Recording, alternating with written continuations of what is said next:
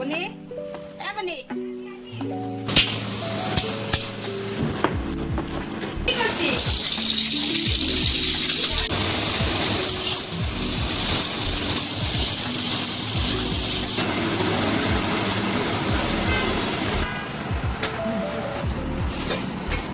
শুভ সকাল বন্ধুরা, বাজার থেকে মুরগি নিয়ে আসলাম। আজকে বাসায় রোস্ট রান্না করা হবে। রেসিপিটা আপনাদের সাথে শেয়ার করব, আশা করি আপনাদের ভালো লাগবে।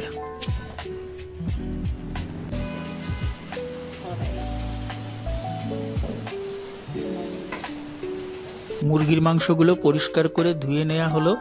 এবার আদা বাটা, লবণ আর সামান্য একটু হলুদ দিয়ে মাখিয়ে নেওয়া হচ্ছে।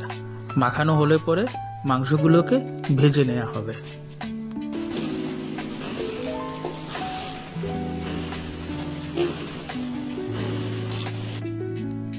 মুরগির মাংস মাখানো হয়ে গেল। এবার এটাকে ঢেকে রেখে রোস্টের জন্য মশলা তৈরি করা হবে। মশলার জন্য নেওয়া হলো জয়ফল, জয়িত্রী, গোলমরিচ, ছোট এলাচ, বড় এলাচ আর লবঙ্গ। এবার এগুলোকে একটু টেলে নেওয়া হলো।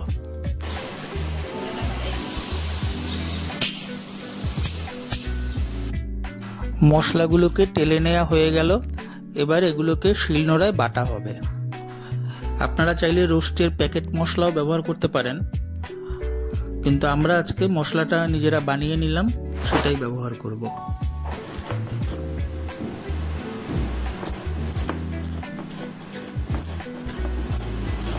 মশলা বাটা হয়ে গেল। এখন আমরা চলে যাব রান্নায়। কড়াইতে তেল দিয়ে দেয়া হলো। এবার তেলটা গরম হয়ে যাওয়ার পরে রোস্টগুলো তেলের ভিতরে দিয়ে দেয়া হচ্ছে। রোস্টগুলোকে আমরা মিডিয়াম ভাবে ভেজে নেব, খুব বেশি একটা ভাজবো না, তাহলে রোস্টগুলো আবার শক্ত হয়ে যাবে। এজন্য হালকা হালকা করে ভেজে তুলে নেব।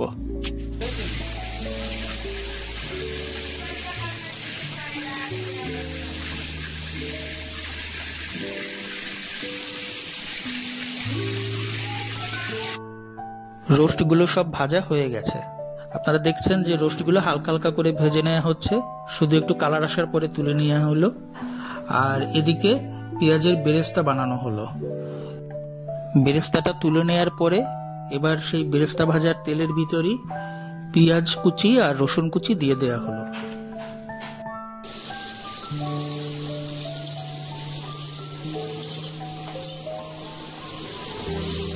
পেঁয়াজ ভাজা হচ্ছে আর এদিকে রোস্টের জন্য বাকি মশলাগুলো নেওয়া হলো। কাঁচামরিচ বাটা, আদা বাটা, জিরা বাটা, মরিচের গুঁড়া আর সামান্য একটু হলুদ। হলুদ আপনারা না চাইলে নাও দিতে পারেন, আমরা একটু দিলাম যাতে কালারটা একটু সুন্দর আসবে। এবার পেঁয়াজের ভিতরে মশলাগুলো দিয়ে দেওয়া হলো। এখন মশলাটা খুব ভালোভাবে কষিয়ে নিতে হবে।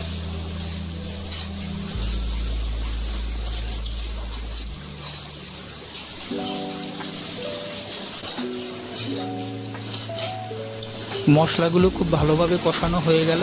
এখন এর ভিতরে আমরা দিব টমেটো সস। আপনারা চাইলে এমনি টমেটো ব্যবহার করতে পারেন, আমরা আজকে টমেটো সসটাই ব্যবহার করছি। মশলাগুলো ভালোভাবে কষানো হচ্ছে। এখন দিয়ে দেব বাদাম বাটা। আমরা এখানে কাজু এবং পেস্তা বাদাম একসাথে বেটে নিয়েছি। আপনারা চাইলে শুধু কাজু বাদাম বা শুধু পেস্তা বাদামও ব্যবহার করতে পারেন। এখন টক দই ফেটিয়ে নেওয়া হচ্ছে। রোস্ট রান্নার জন্য টক দইটা অবশ্যই ব্যবহার করতে হবে।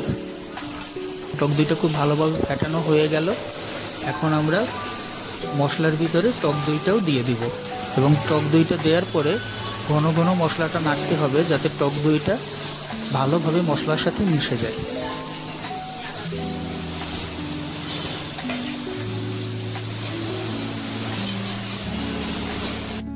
মশলাটা ভালোভাবে কষানো হয়ে গেল, তেল ছেড়ে দিয়েছে। এবার তার ভিতরে দিয়ে দেওয়া হলো লবণ আর চিনি। চিনিটাও একটু ব্যবহার করতে হবে, কারণ রোস্টটা একটু মিষ্টি না হলে ভালো লাগে না খেতে। এবার মশলাটাকে আরেকটু ভালোভাবে নেড়ে চেড়ে নিলাম। এখন মশলার ভিতরে মুরগির মাংসগুলো দিয়ে দেওয়া হচ্ছে।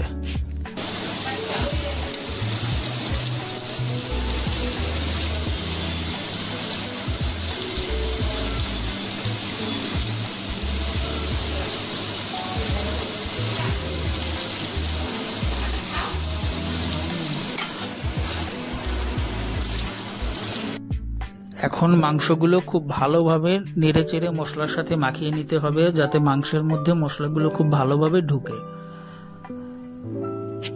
মাংসগুলো ভালোভাবে মাখানো হয়ে গেল মশলার সাথে। এখন কিছুটা সময় ঢেকে রাখা হবে।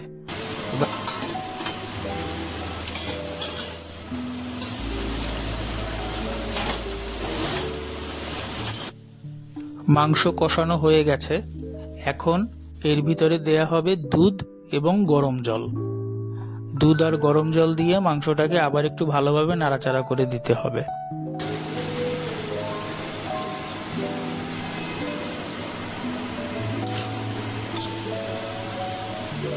এখন দিয়ে দেয়া হলো তৈরি করে রাখা রোস্টের মশলা। আমরা যতটুকু মশলা তৈরি করছিলাম পুরোটাই ব্যবহার করলাম। এবার মশলাটা মাংসের সাথে ভালোভাবে মিশিয়ে নেওয়া হলো।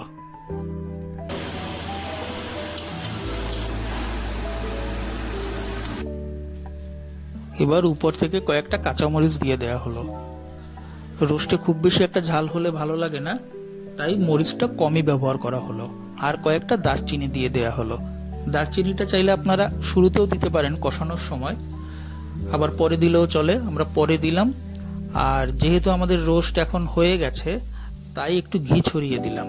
এবার ঘিটা ঝোলের সাথে ভালোভাবে মাখিয়ে নিয়ে আমরা চুলা বন্ধ করে ফেলব। রোস্ট রান্না করা হয়ে গেছে, তাই উপর থেকে এবার পেঁয়াজের বেরেস্তাটা ছড়াইয়ে দেয়া হলো। এখন বেরেস্তা দেয়া শেষে আমরা রোস্টটা নামাইয়ে নেব। চিংড়ি মাছ দিয়ে পটল ভাজি করা হবে। এর জন্য পটলগুলোকে আগে একটু ভেজে নেওয়া হলো। এবার কড়াইতে দেয়া হলো পেঁয়াজ কুচি আর মরিচ কুচি। এবার এগুলোকে একটু ভালো করে ভেজে নিতে হবে। এখন এর ভিতরে দেয়া হলো লবণ, মরিচের গুঁড়া, সামান্য একটু চিনি, আর দেয়া হলো জিরা বাটা, আর সামান্য একটু জল দিয়ে এবার মশলাগুলোকে ভালোভাবে কষিয়ে নিতে হবে। এখন এর ভিতরে চিংড়ি মাছগুলো দিয়ে দেয়া হচ্ছে। আর যেহেতু চিংড়ি মাছ এবং পটল ভাজায় হলুদ ব্যবহার করা হয়েছে, তাই এই রান্নাটার ভিতরে আর হলুদের দরকার হবে না।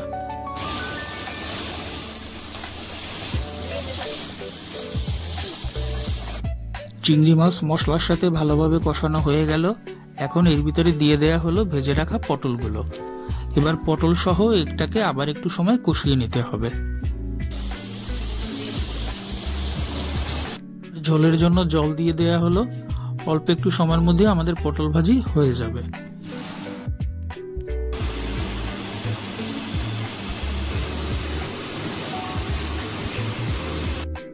চিংড়ি মাছ দিয়ে পটল ভাজি হয়ে গেল।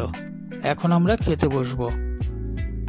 আর এই হচ্ছে আজকে রোস্ট যে রান্না করছিল।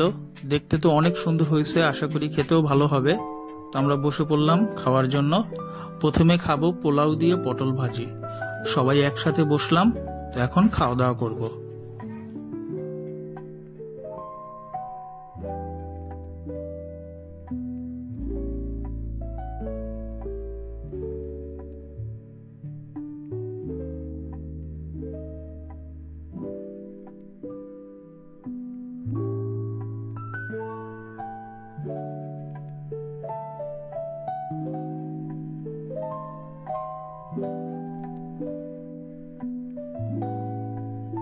আজকে রান্নাগুলো খুবই মজার হয়েছিল।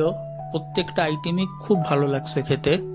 খুব মজা করে খেলাম আমরা সবাই, এবং সবাই খাবারের খুব প্রশংসা করছিল, কারণ প্রত্যেকটা রান্না একদম এ ক্লাস হয়েছে। আর রোস্টার তো কোনো কথাই হবে না, সবাই বলতেছিল যে রোস্টটা অসম্ভব স্বাদ হয়েছে।